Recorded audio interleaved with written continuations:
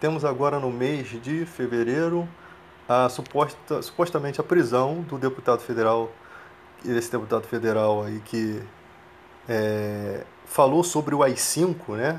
Provocou o STF. E nós temos algumas situações para a gente analisar, né? De forma coerente. Primeiro, o STF não tem tanta moral, até porque não podemos esquecer que há poucos meses foi libertado um grande bandido aí, né? Simplesmente por um vacilo de um desses do Superior Tribunal Federal, que eu nem lembro o nome. Mas parece que esse vacilo ficou esquecido, né? E agora parece que o STF quer recobrar uma coisa que eles diante da população nunca tiveram, né? Que é carisma, né?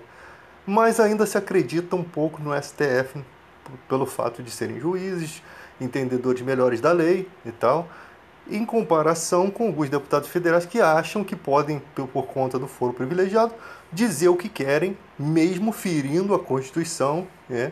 E ainda vem o partido PSL passando pano, né? Porque eu falo passando pano, porque é um ato de hipocrisia você dizer que um de seus afiliados, né, não feriu a Constituição.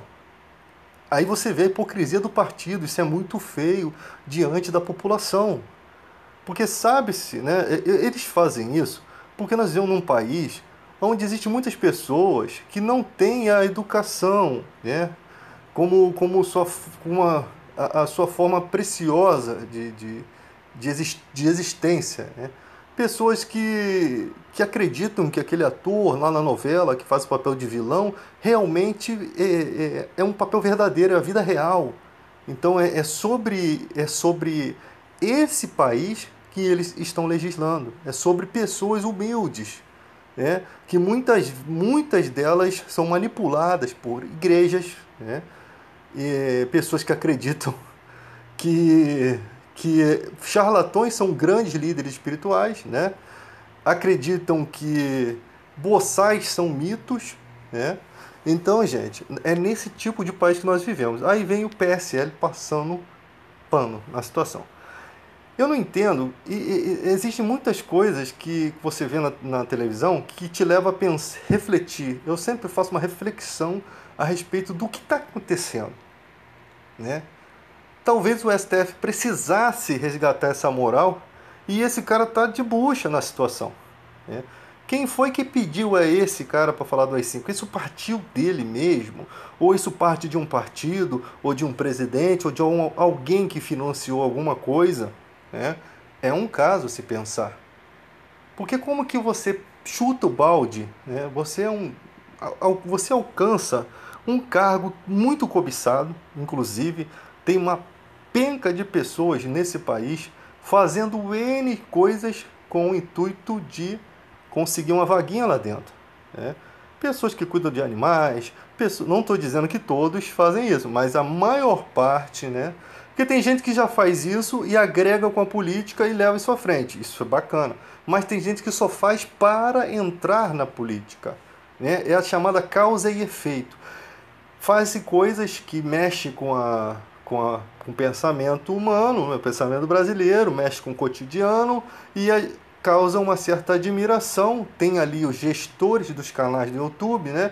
Pessoas que já estão trabalhando para poder produzir um super-herói, assim como fazem com grandes cantores aí que quando você vai ver de grandeza não tem nada, né? Como o Gandhi lá da Índia, quando você vai investigar a vida do cara, você descobre que o cara era racista, você descobre uma série de coisas que você não sabia.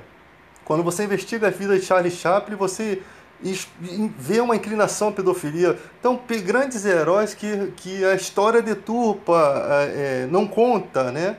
Ou conta de forma deturpada, realmente o que é aquela pessoa. Né? Quem foi exatamente aquela pessoa? Quem foi Albert Einstein?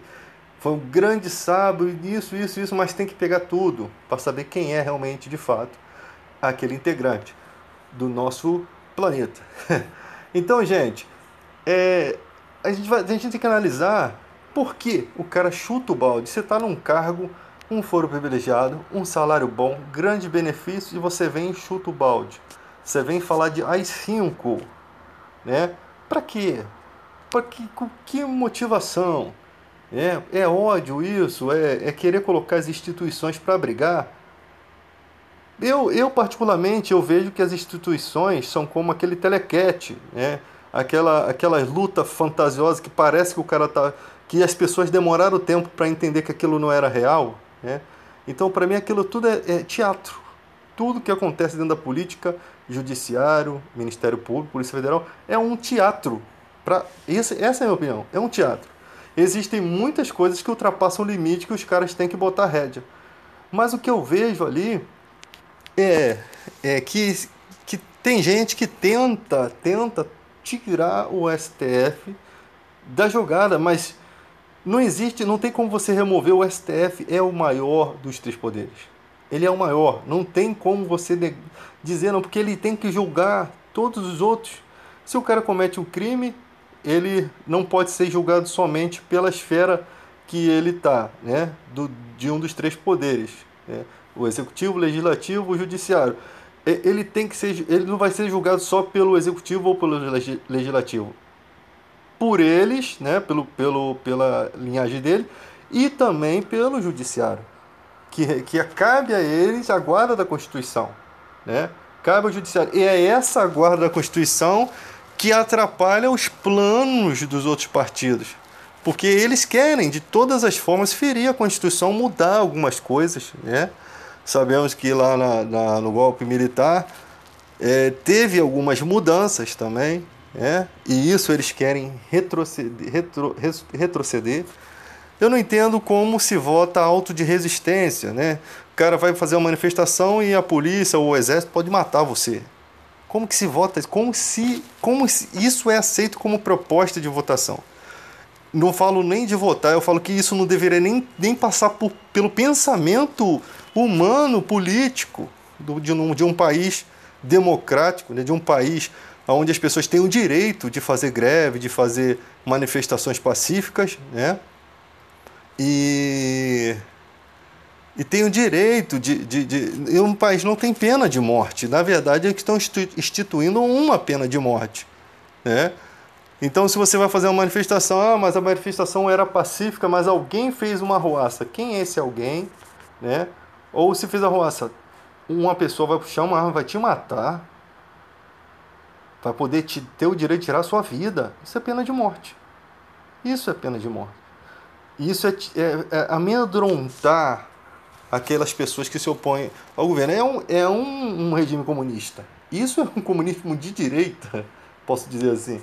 Então, a opressão para poder intimidar, uma intimidação com os brasileiros. Eles acham que pelo fato do brasileiro votar neles como canalhas, né, sujos, eles também podem fazer isso. Mas só que existe muita gente no Brasil, existe muita gente coerente.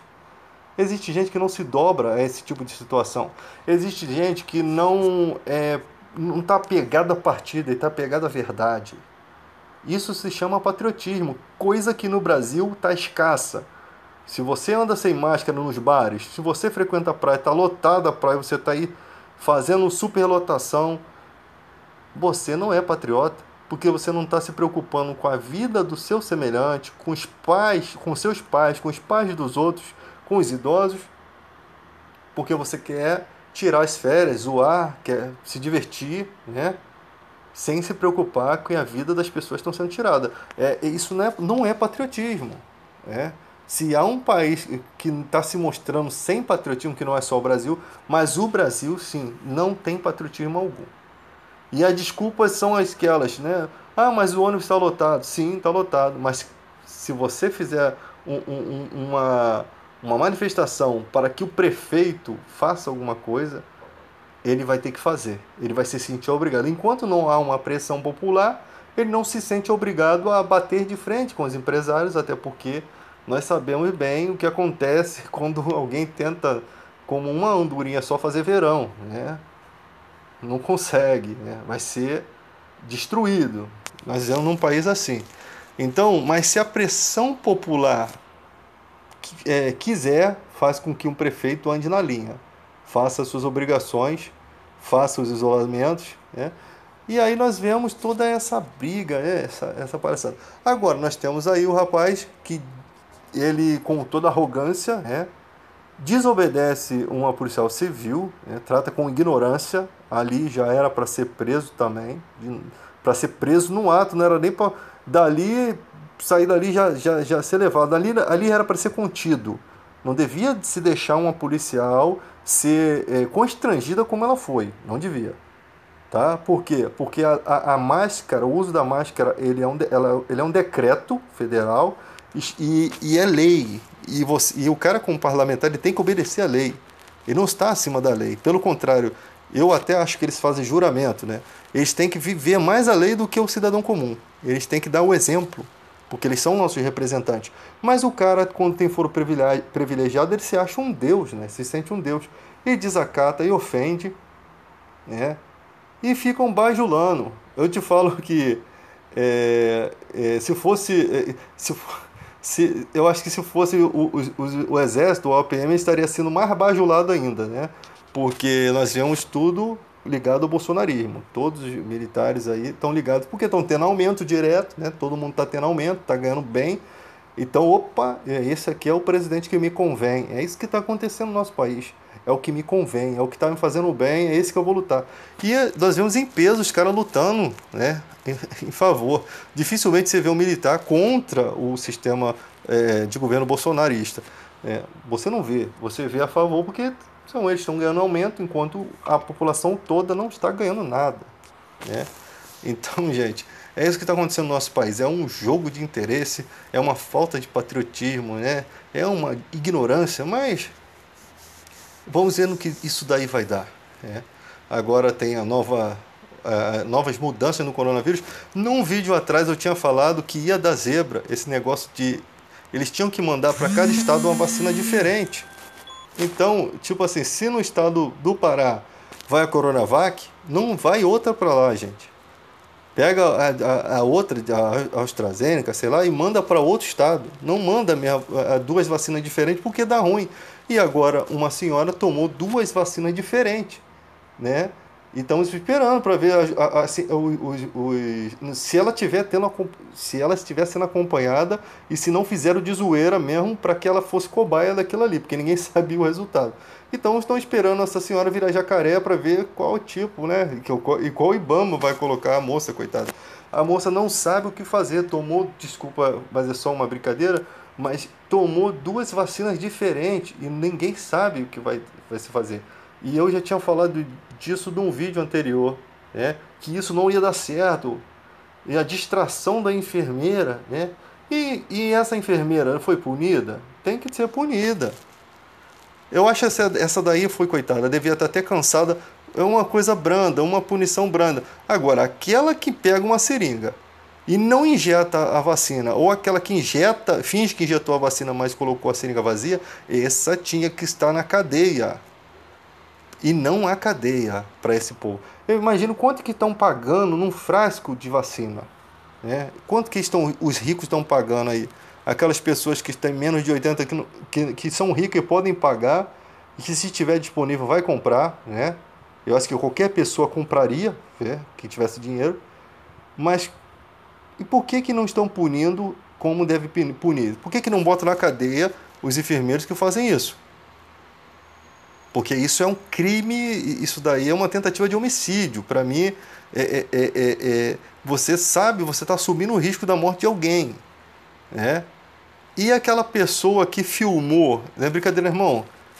Se eu filmo uma coisa dessa com alguém da minha família, olhe para dentro dos meus olhos para ver se eu não vou virar o Hulk. Eu vou botar o hospital no chão, meu irmão. Porque a coisa vai ficar ruim. A coisa, se eu filme e tenho uma comprovação de que não foi aplicada a vacina, bicho, eu ia vacinar essa enfermeira umas 30 vezes, comigo ninguém pode, irmão. O bicho ia pegar. O bicho ia pegar, porque isso daí é inadmissível. Isso é inaceitável.